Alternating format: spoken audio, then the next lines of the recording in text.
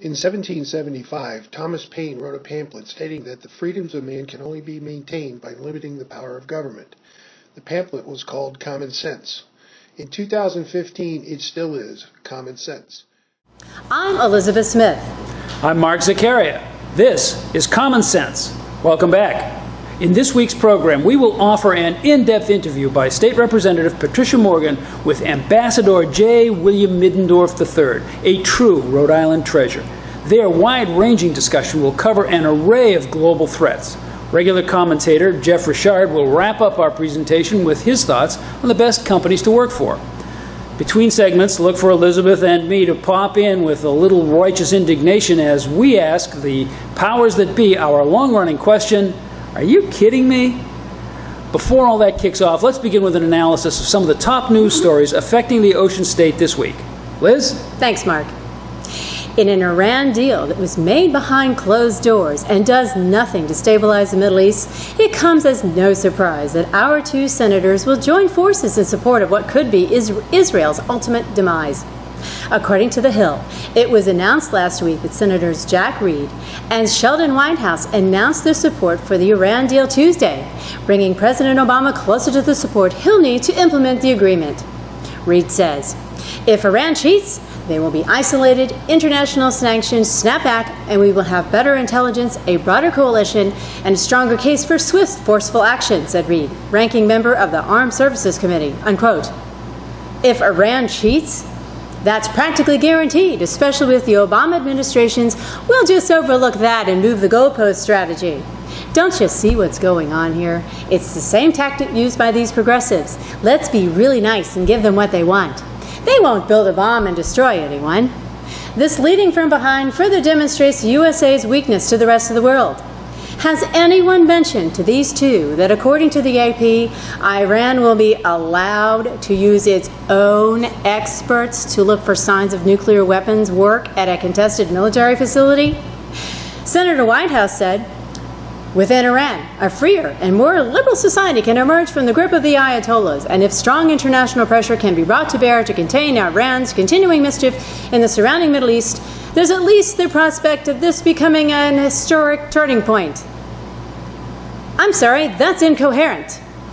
What makes you think the Iranians will be any freer? I guarantee they won't be taking their new free-flowing funds to generate big progressive social programs for their citizens. I don't care what side of the political aisle you're on. Let's remember they're okaying this deal the next time they run for re-election. Mark? Thanks, Elizabeth. This week, the Providence Journal reported that approved premiums for individual and small business health care plans issued by the Rhode Island Exchange would be increasing again. State Health Care Commissioner Kathleen Hittner announced rate hikes of between 2 and 8% for the various plans in the next fiscal year. She defended her stance on the increases by noting that all three companies offering the coverage here in the Ocean State had actually asked for double-digit increases.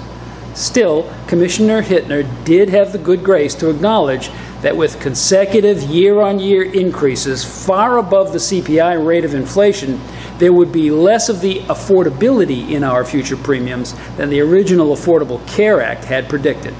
So, why the skyrocketing premiums on insurance packages originally promised to be half the price we'd been paying? Well, the answer is the added overhead of having your rich Uncle Sam involved in anything, most especially micromanaging market transactions. Our healthcare premiums used to pay the average actuarial costs of individual healthcare plus corporate overhead. Now, though, our premiums have to cover those two things, plus the additional overhead of both the state and federal government bureaucracies, which have gotten involved, as well as the huge costs associated with a grossly overpriced state exchange and website. No wonder the price is high and growing. The State Health Insurance Commissioner tried to take some credit for paring back those double-digit increases in premium growth sought by the insurers. Those private companies are facing increased data management and government reporting mandates to compete for Obamacare premiums themselves. What if the increases they asked for were justified by the extra work being forced on them, and the much smaller than forecast customer base for the product? If that's the case, they'll start losing money. In the private sector, that can't go on for long. What's really going on here is a demonstration of exactly why the free market should remain free. Senior managers in government think they can make the world a utopia just by mandating it.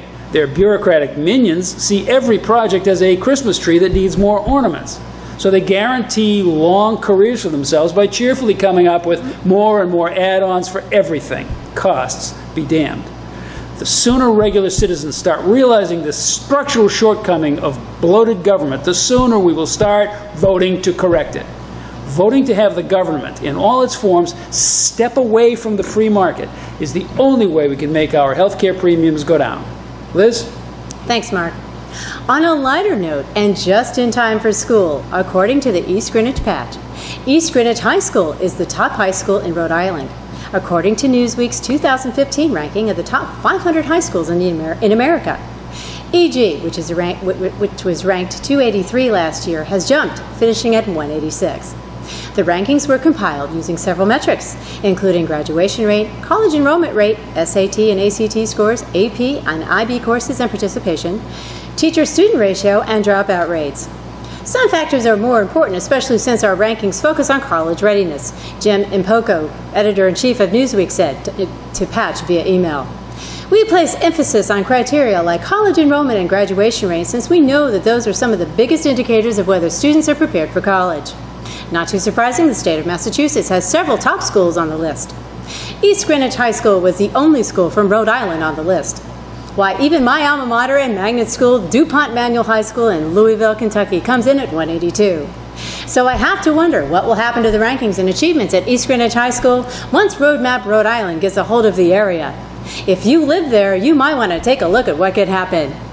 We'll keep you posted. Mark? Liz, that wraps up our news coverage for the week. Before we move on to Pat Morgan's interview with Bill Middendorf, though, we have a question for you. Are you kidding me? Remember last spring's dramas surrounding the automatic tolls for truckers that were supposed to pay for the bonds, that were supposed to pay for critical highway and bridge repair? They're back. Are you kidding me? This week, Kathy Gregg, writing in the Providence Journal, detailed the behind-the-scenes machinations underway throughout the summer as the Raimondo administration lines up behind auto tolling. With a Senate-passed version of the proposal waiting for action in the House, all eyes are on Speaker Nick Mattiello. To apply pressure to the Speaker to bring up the highway tolling plan during a proposed special session in the fall, a PR firm has been hired and a substantial advertising campaign has been planned to promote the idea. The administration has also retained the services of Regional Economic Models Incorporated, REMI, of Amherst, Massachusetts, to do an economic study they hope will prove the need for the tolling legislation. Does that mean the governor specified the outcome of the study she's just commissioned? And where does that money come from? The executive branch has also retained Providence PR firm RDW to monitor the pulse of social media and prepare formal testimony supporting the plan for delivery to the House by DOT officials. Then, too, the governor's team convened a meeting last week of the construction companies and labor unions who might do the work. At that conference, attendees were told they would each be expected to pony up more than $100,000 to fund the ad campaign to sell all this to the voters. It's not certain that any of them will make that payment. If any do, though, do you think your company could beat them in the bidding process for any subsequent work on roads or bridges? To me, this all smells like panic, and that's a shame, because our own representative, Patricia Morgan, had a perfectly good plan on the table during the last session to pay as we go for the needed road work. Too bad it was shouted down when she tried to introduce it. The reason is simple, though. Morgan's plan had no bonding trough for insiders to feed at, no need for favored consultants to present emergency invoices, and way too much simplicity to ever qualify as a Rhode Island initiative. Are you kidding me?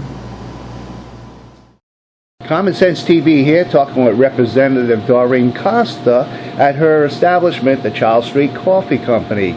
Representative Costa, I understand you're solely taking on the challenge of saving the Quonset Air Museum. Yes, I am, Roland.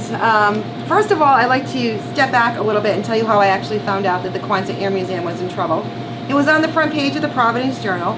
And when I read that the building, they said that the building had collapsed and this had collapsed, I said, I've got to go see for myself. Well, the building didn't collapse. It was just 15 feet in the storage area. So the building is safe. However, the Rhode Island Airport Corporation, who actually wants the land, came in and deemed the building unsafe. An architect, they sent an architect in. It's my understanding that in the state of Rhode Island, an architect can not deem a building unsafe. So we had somebody, a structural engineer, go into the Quonset Air Museum, rented a lift, did what they had to do. It is definitely safe. It is not deemed unsafe. So we're just going on what we're going to have to do.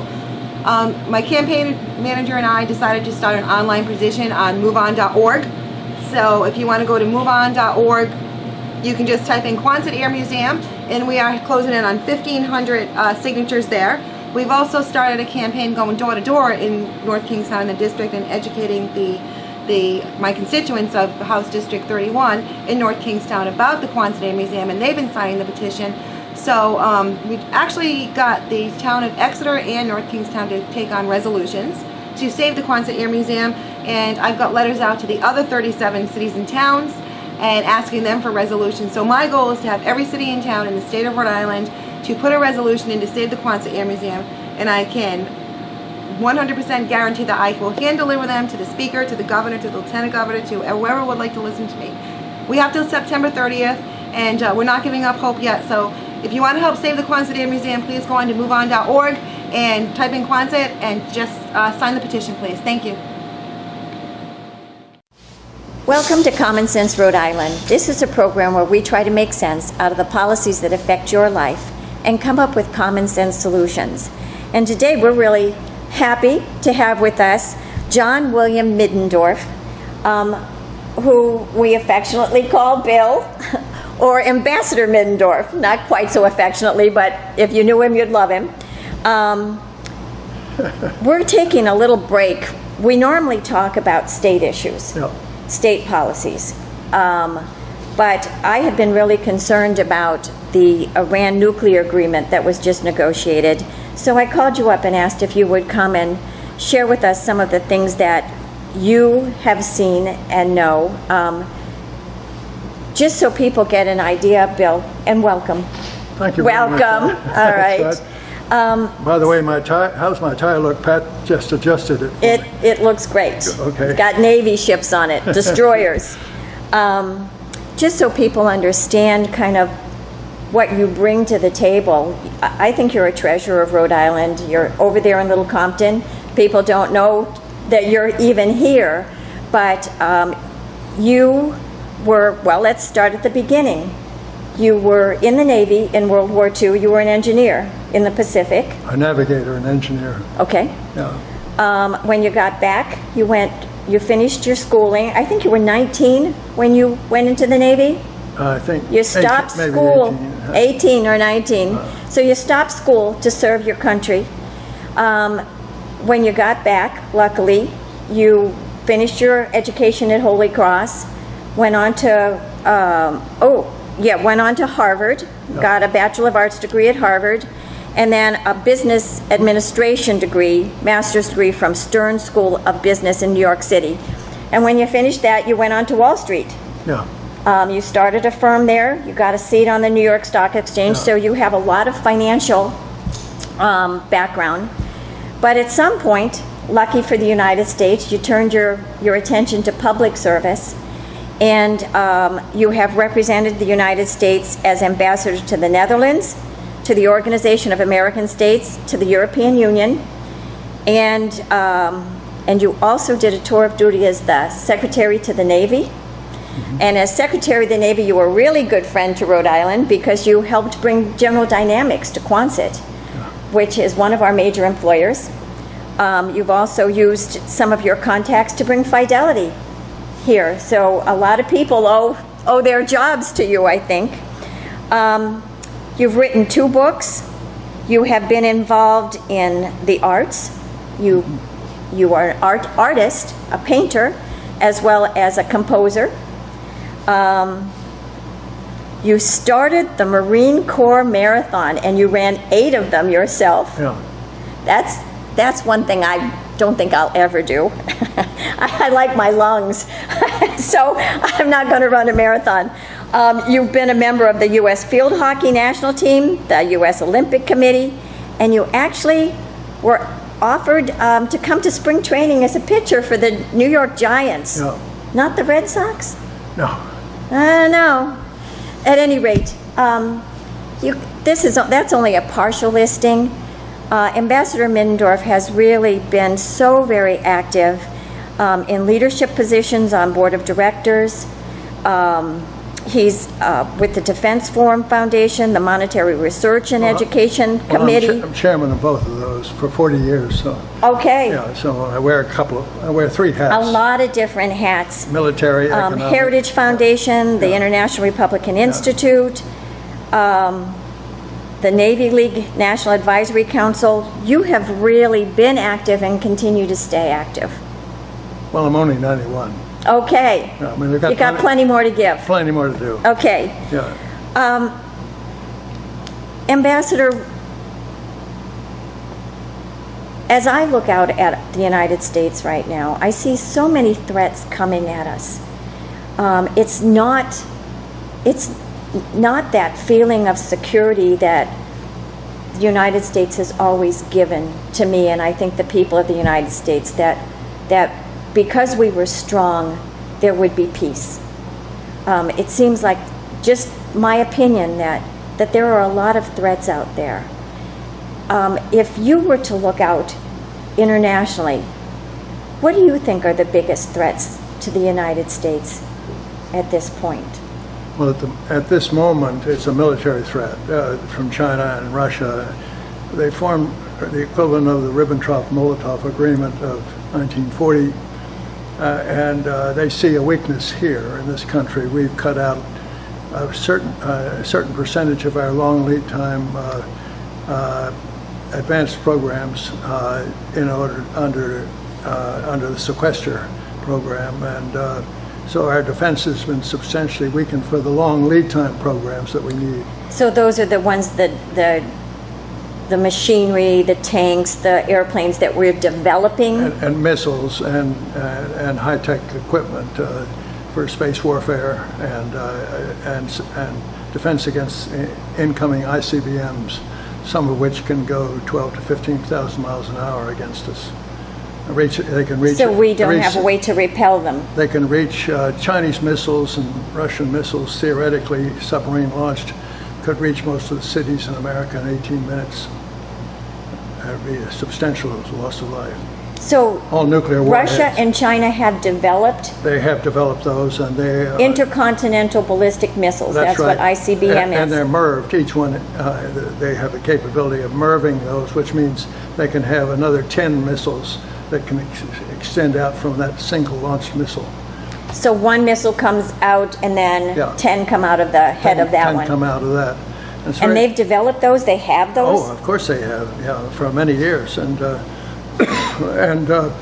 I listen to the news broadcasts, and of course I have access to a lot of our Navy programs and military programs.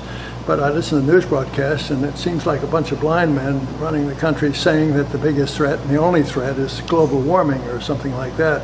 They never mention imminent. The threat that's so much greater than it was during the Cold War because of the increased power of our potential adversaries and who are gearing up for war.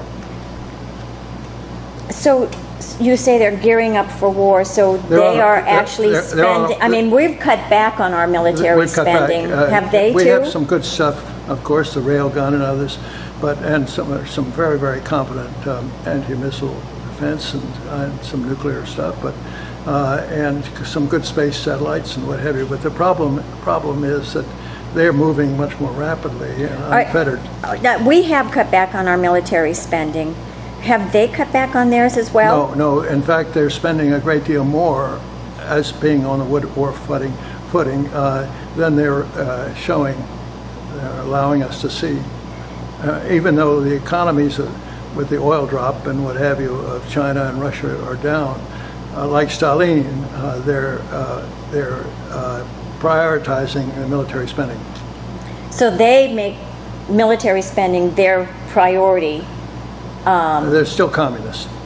They're still communists. They're still communists. That's a word of wisdom. Yes. Yeah. All right. And so world domination has always been their goal. And all right, that continues to be their goal, even though we're being nice to them. Thought we reset the button. Eye pound of toothpaste smiles don't do well in international politics. So it is about them wanting to be more powerful than we are. They know they will be more powerful in 10 years if we continue on our path. All right, well, that's not a happy thought. Will they be as benign to us in 10 years as we have been to them when we had vast superiority over them? That's the question. All right, we're going to take a break right now, and we'll be right back. Let's get Link up to 1%. What the hell just happened? In the spirit of spoof and just plain buffoonery, Conan O'Brien went on record this week to say he'd like to help our precious little Link break that zero barrier. Quote, "Right now, no one is less popular than Democratic hopeful and former Rhode Island Governor Link Chafee," unquote. Conan used great selling points to drive that point home and gave those out there a reason to take a look at Link, including the metric system, horsefoot experience, and lameness, all unique qualities and have zero chance of electing the weakest link. Plus, Amy Mann and Ted Leo performed this unsolicited Chafee song. Used to be Republican, switched to Dem in 2010. The pride of Rhode Island, his horse's hooves were styling. Wants a metric system for the U.S., a plan with 0 grams chance of success. He's Lincoln Chafee, the president. You don't have to vote for him, just get it to 1%. He's only got 12 Facebook friends. He looks like Chris Matthews on a juice cleanse. He's Lincoln Chafee, let's get him 1%. He'll never be president, just get him 1%.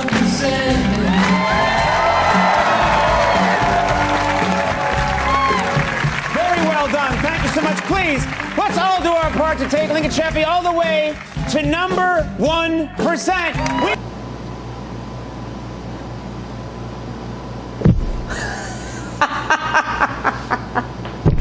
I'm sorry, Link. This is the only way you'll show up on a poll. Link Chafee is still running for president.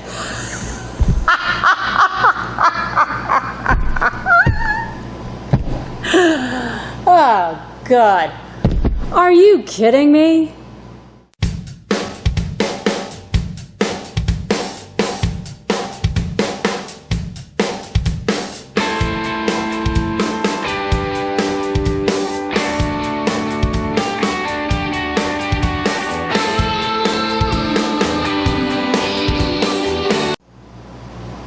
Welcome back. Today we're talking with Ambassador Bill Middendorf, and we've been talking about international policies actually, international threats to the United States.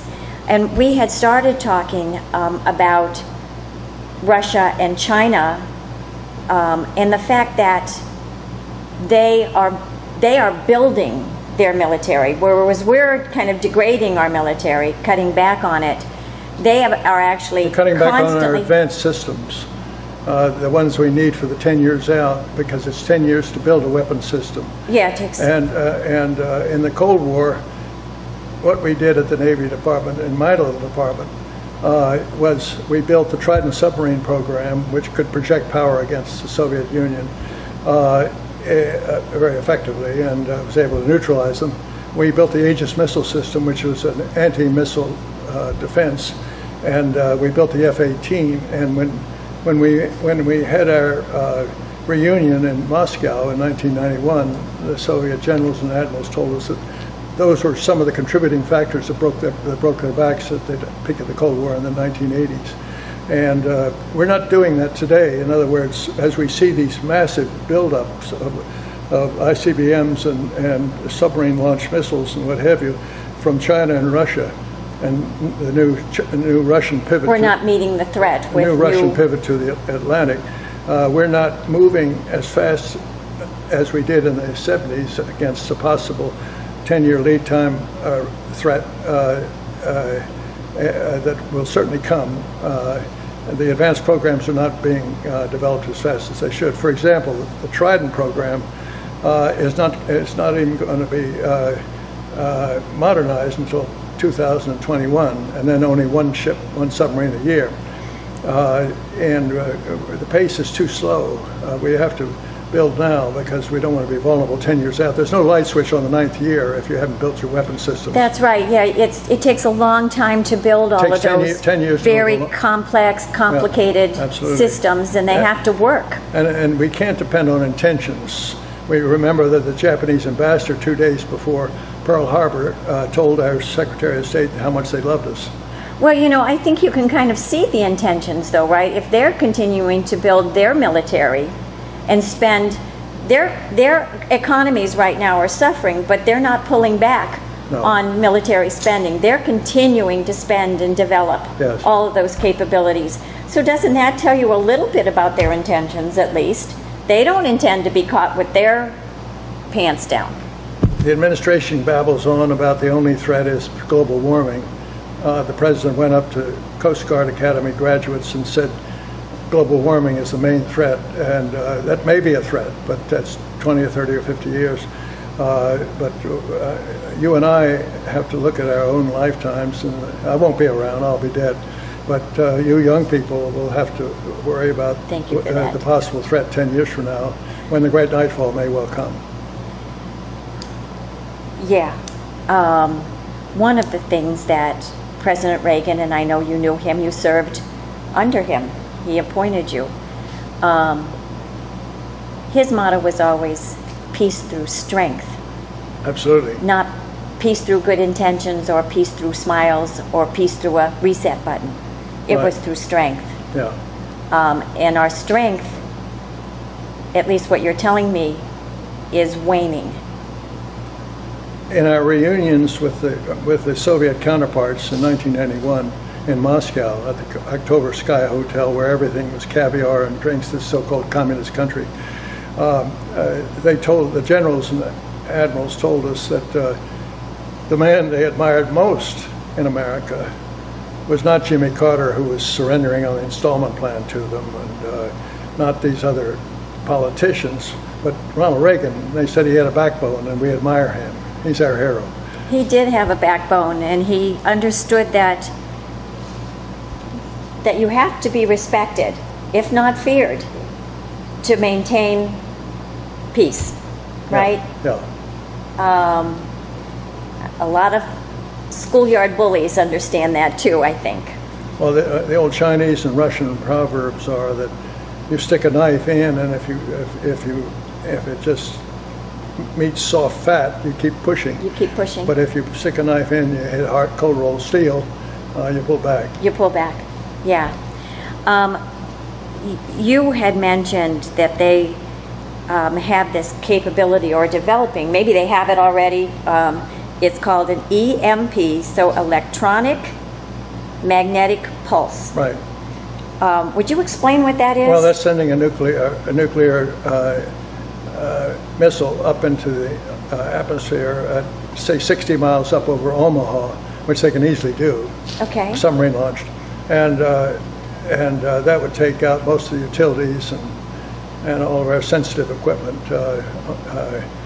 all of our communications, many of our communications. Communications, electricity, Yeah, and the What? utilities would, the Defense Department, I think, Our cars, because they have transistors in them too, that's right? I think made a study one time that if sufficiently done, we could lose 80% of the population in 8 months if there was no food. I mean, the Walmart shelves would be empty We in half couldn't an hour. get food to the people. We No, couldn't get there's- it into the cities. Nobody's growing food except in the Midwest and or whatever we're importing.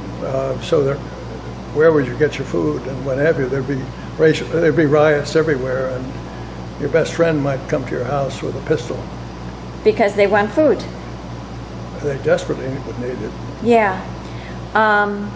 And both Russia and China have developed this, Yes. and they have the capability of, Well, we have it too. okay, But the thing is that that would mean total war. yeah, it sounds like it. But they might use a front like North Korea or Iran if they had the nuclear device, because Iran's developing long-range missiles. They want ballistic missiles. Yes. In this new agreement, they have a right to procure them. And they are procuring them very rapidly.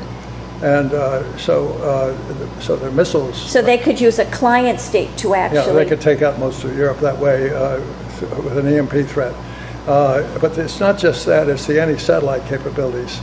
We have a number of strategic well, satellites. EMP sounds bad enough, but now there's anti-satellites too, okay? Those are up around 22,000 miles.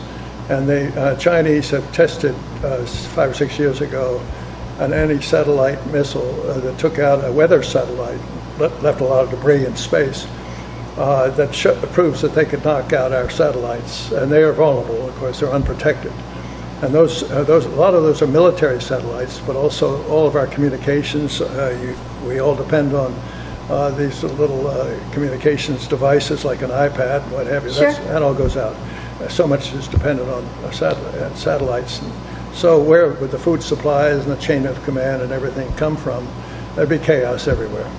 Well, when they talk about cyber threats, is that the same thing? That's not the same thing. These are actually military capabilities. Cyber threats are downloading our top secrets, which they're doing very rapidly. They've even downloaded some of the White House communications. All right.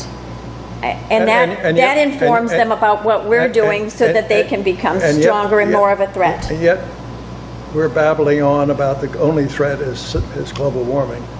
Now, that, by the way, that's based on a certain scientific evidence that hasn't been fully developed. Yeah. Fully developed. All right. So it sounds like there are some real threats out there. When we come back, we'll talk about Sure. what we maybe as the United States is doing to counter these, or what we should be doing. I have some recommendations. All right, some recommendations. So we'll be right back. Hi, I'm Gladys. Are you kidding me? I gotta say, I've been watching that Hillary, and she's certainly having some issues. Not for nothing, but my stylist, Trixie, told me that Hillary doesn't like female service. Imagine that. Trixie and Flossie say that Hillary needs to see the inside of a salon. Flossie says, if she walks in here, I'll be like, Hillary, I'm a beautician, not a magician. My daughter, Lexi, said, Ma, guess what? That Hillary's got a personal female server. It's Uma Thurman. You know, that one that's married to that Wiener guy. You know what else? I heard she's a bad tipper too, especially to those female servers. Especially if she and that Bill Clinton, if that Bill Clinton drags her to go to that Hooters. Hey, you moron! It's email server! Email server? What's that? Are you kidding me? Forgot about it. Welcome back. Today we're talking with Ambassador William Middendorf, and we're talking about some international threats to the United States. We talked a little bit about Russia and China and some of their capabilities. You know, China's big, and I know that they're spending an enormous amount of money building up their military, and they're a little bit belligerent with their neighbors.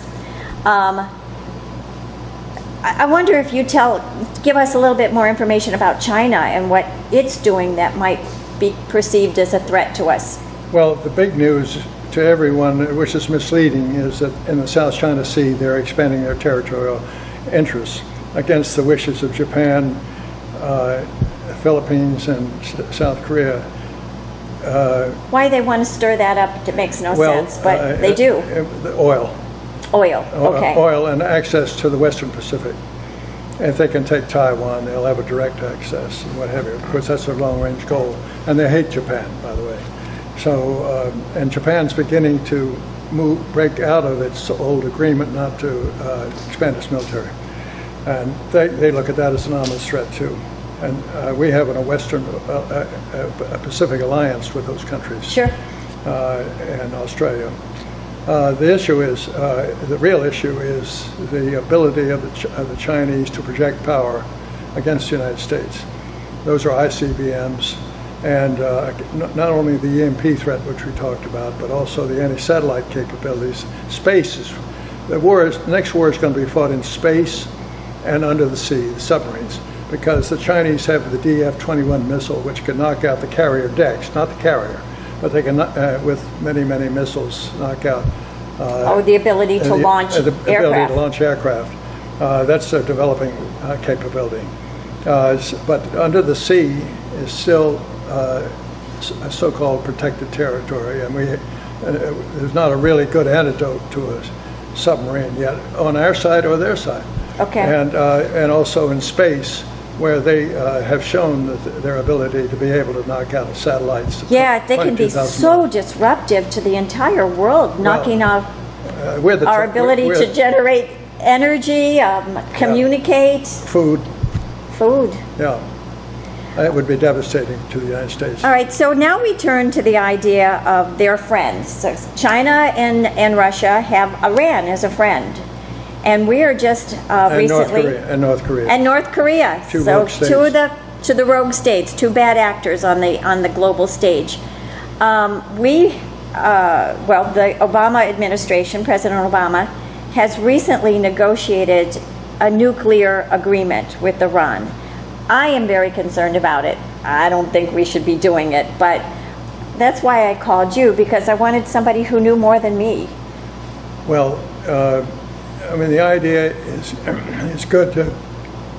a good idea to keep Iran from developing nuclear warheads, but they want it for electricity.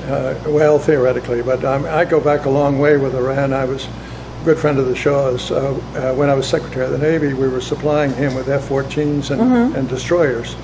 And I met with him many times to sell him these ships, and he was bailing out our assembly line on the F-14s and the destroyers when the Congress was holding back some funds for me. So he played an essential role. When he had the riots in '79, our own administration advised him not to crack down on the riots, and of course he lost power and he was deposed. He was deposed. Yeah. Since then, we've had a rogue state there, as dangerous as North Korea. This new agreement is a very naive agreement, assuming that the world's #1 terrorists will live up to such an agreement after a year or two. They never live up to their agreements. They're constantly cheating on them, and they're constantly having rallies in which their mullahs, their leaders, participate that shout for death to America, that call us evil. How do you sit down with an agreement that's not very verifiable? And now, Pat, we find out that there's a side agreement on the Parchin facility, where the nuclear detonators are being built. So the Parchin facility makes nuclear detonators. That's right, and that's the most evil facility, and we didn't even know about that. Even Secretary of State Kerry said he didn't know about it. It was hidden? It was a deal made with the IAEA, the International Atomic Energy Administration, and so they made this side agreement under the UN and without our knowledge, and that means that only the Iranians will supervise themselves. It's like a drug addict being arrested and asked to supply a urine sample, and he supplies his wife's instead of his own. Sure, they can cheat. And, I guess that's what you mean. And I suspect, if, based on history, they'll cheat all the way. We will never know. And I just. And they don't like us. I saw a recent tweet from their supreme leader in which he said they remain 180 degrees in opposition to us, which is the exact opposite, right? They're entering into this agreement because it's good for them, not because they want to be part of the nations of the world. No, they don't. They're number one terrorists.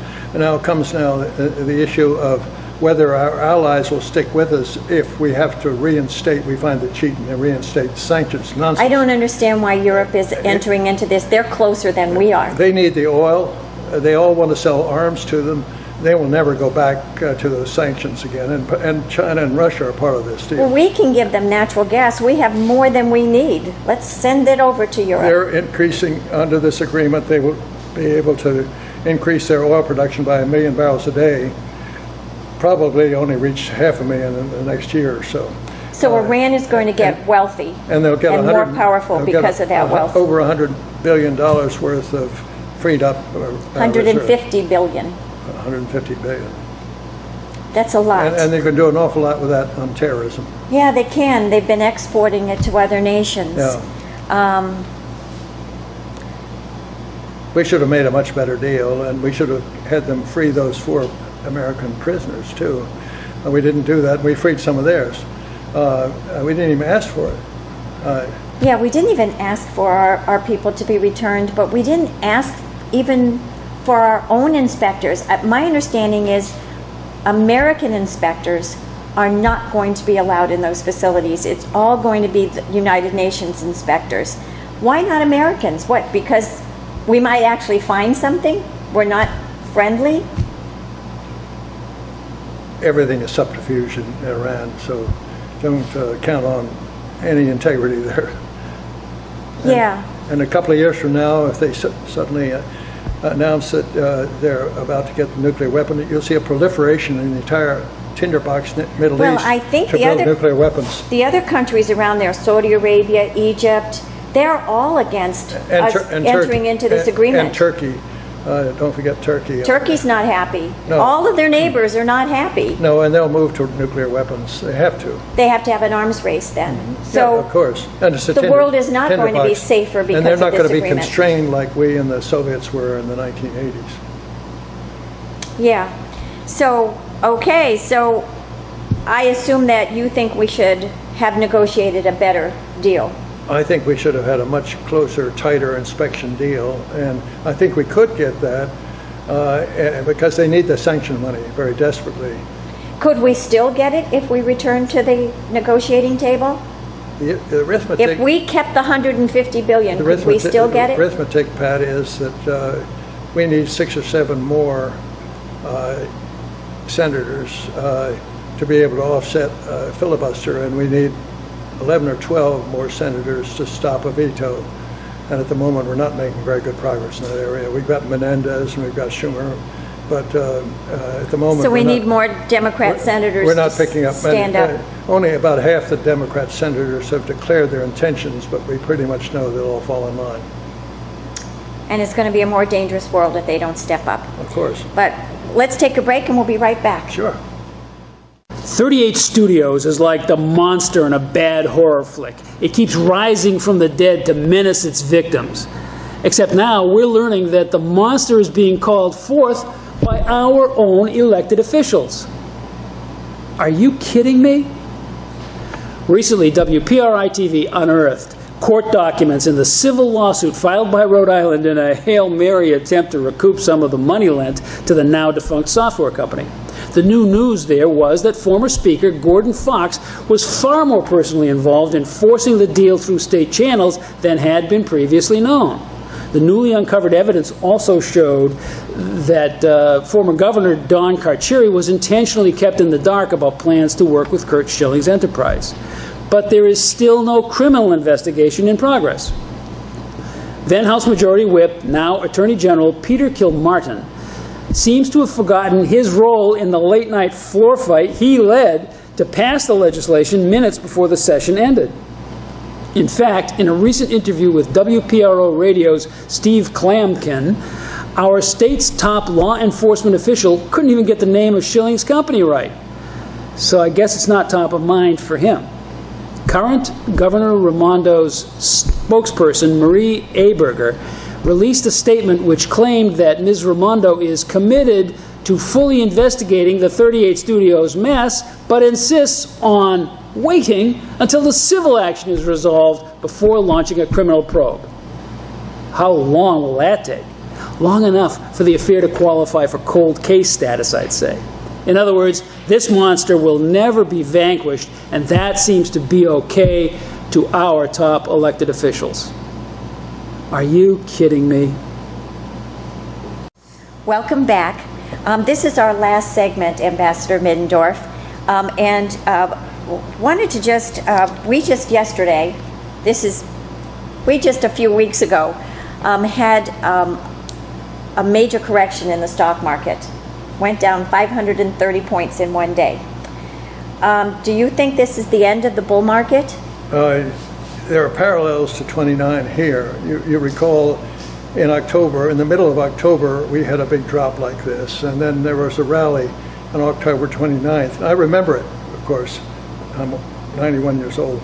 And the crash, the final crash came on the 29th, and it went down very sharply. And then there was a series of rallies during 1930-31.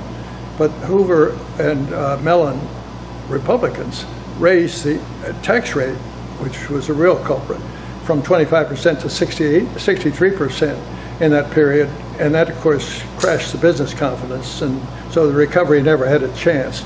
So Roosevelt almost came in as a conservative in 32. And then, of course, he went socialist almost immediately. Yeah. In 37, he raised the taxes again to 81%, even proposed 100% at one point after. And there wasn't capital to start businesses and keep them going then. Who's going to get out of bed if your tax rate's 100%? Sure. And so the Depression went on for 10 years. Now, are we on the brink of something like that? I'm not sure. We are seeing a crash in China. China's through. Significant. China's through on the economic side. It's a lot like the tech bubble. They were very naive, like the margin account borrowers in the 29 crash, because they were just new to capitalism. And so they were very naive, and so they overspent. They spent more. They used more cement in the last 3 years to build these ghost cities and ghost shopping centers than the United States used cement in the entire. Well, and what they do affects 20th century. our economy, because now we have a global economy. So is our stock market in trouble? Because it's created a tremendous commodity crash in copper, lead, zinc, aluminum, and what have you. And that affects the rest of the world, which affects us. Of course, we're not an island. And so in the 1929 crash, everybody blamed it on margin accounts for shoeshine boys. The real crash was 31, and when they raised the taxes to 63%. And of course, the second crash was 37, when it wiped out all the people that had survived 29. The issue here is, are we approaching such a situation? It won't be margin accounts this time. It'll be derivatives. At the moment, there's $632 trillion worth of derivatives worldwide, 208 trillion in the United States, three times the gross national product of the United States. Bank of America, for example, has 31 trillion derivatives against 1.6 trillion capital. The exposure here is enormous.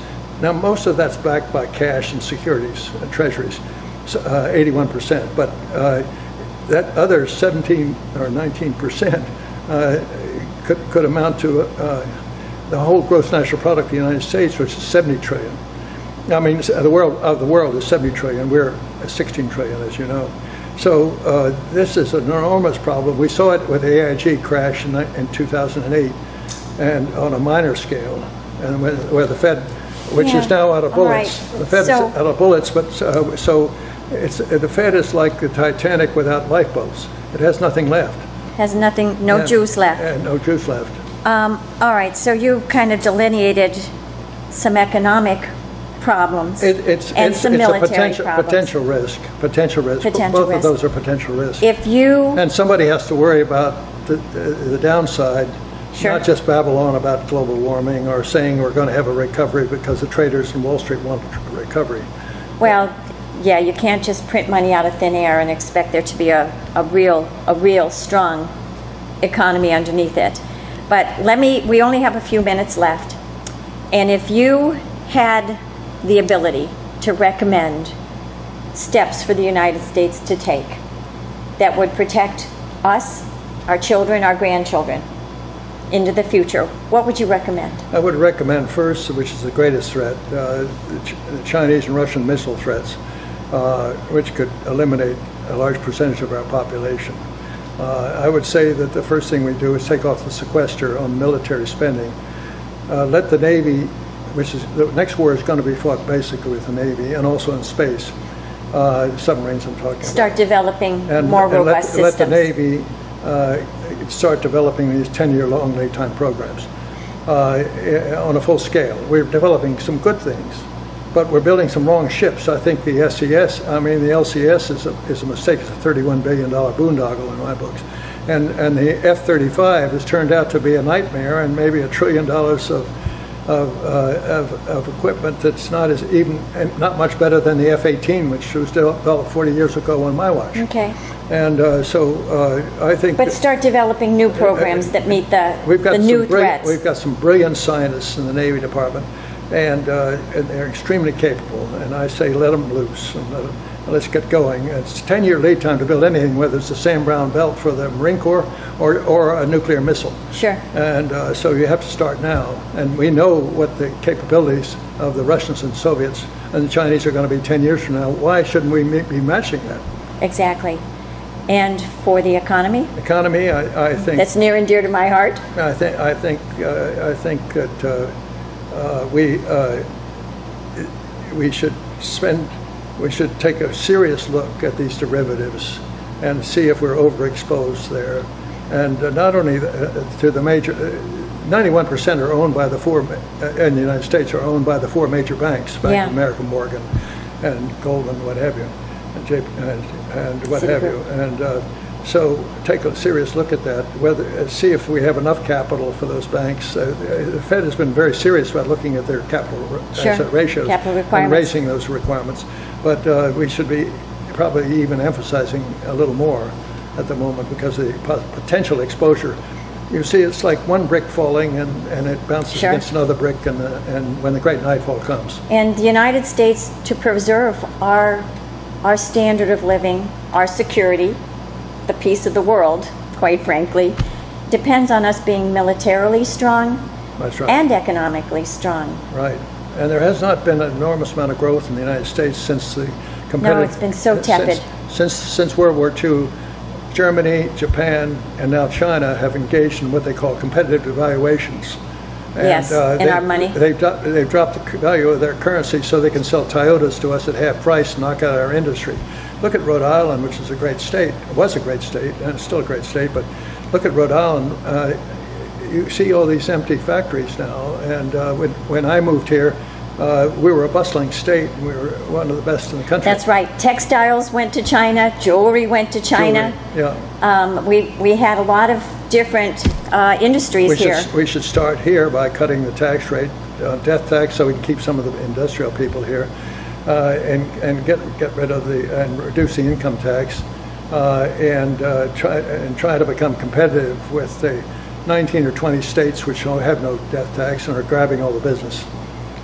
Yeah, they really are too. I mean, well, I could talk to you about the things we should do in Rhode Island to make ourselves stronger, but I really want to thank you. Listen, Pat, I'm going to be long dead. I'm 91 before all these things come to fruition, but it's you young people that are going to have to bear the burden. And all I can do is preach about what I see from my past experience over the last 75 years. You know, and I keep working really hard, trying very hard to get us back on the right path. But as you know, it's not easy. You've been in politics for a long time. You've been a public servant. And I really thank you for doing that. You could have made a lot more money by staying right where you were, and instead you stepped up for the United States, and you have given a lot of time, effort to making us a stronger country. So I appreciate that, and I thank you very much for coming and sharing some of the things you've learned with us today. Thank you very much, Madam.